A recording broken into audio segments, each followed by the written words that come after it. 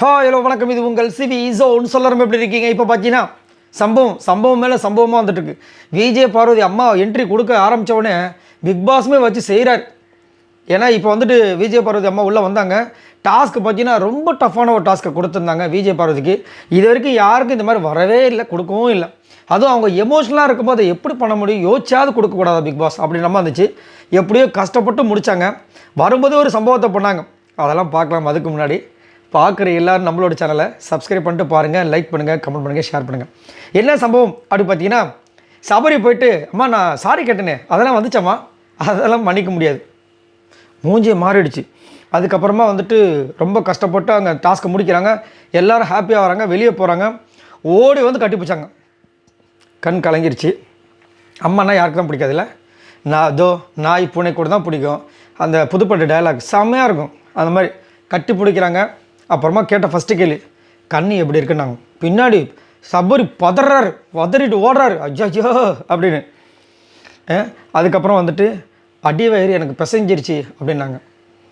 எவ்வளோ கஷ்டமாக இருக்கும், நம்மளுக்கே எப்படி இருந்தது. அதோடு அந்த பொண்ணு அந்த போட்டியை வந்துட்டு ஒரு வழி பண்ணணும்னு சொல்லிட்டு விடாமல் பண்ணியிருப்பாங்க. அதுக்கப்புறமா வந்துட்டு ஒரு பாட்டு போடுறாங்க. என்னென்னா, துணிவே சக்தி துணிவே சக்தி துணிவே சக்தி 3 வாட்டு சொல்லிவிட்டு அதுக்கப்புறமா மன்னிச்சிரு அப்படின்னாங்க.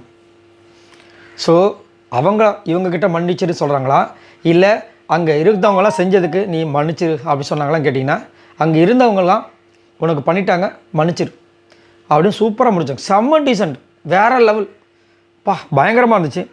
அதுக்கப்புறமா எல்லோரும் உள்ளே போனாங்க. இவங்க நின்றுட்டு இருந்தாங்க. நீ ஓகேவாம்மா? ஓகே, நீ மட்டும் வந்திருக்க, எனக்கு மட்டும் தான் அந்த வாய்ப்பு வந்திருக்கு அப்படின்னாங்க.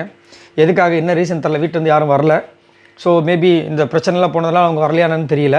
அதுக்கப்புறமா வந்துட்டு நீ நல்லா இருக்கியாம்மா, நான் எப்படி இருக்கேன் பார்க்கறதுக்கு, நல்லா இருக்கேம்மா, அவ்வளோதான், நான் நல்லா இருக்கேன், எனக்கு இந்த வாய்ப்பு கிடச்சிக்கு நான் வந்திருக்கேன், உனக்காக வந்திருக்கேன் அப்படின்றாங்க.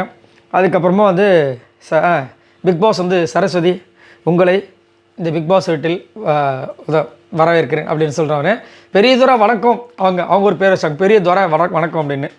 ஸோ இப்போ தான் உள்ளே போகிறாங்க. பயங்கரமாக இருந்துச்சு. என்ட்ரியே மாஸ்.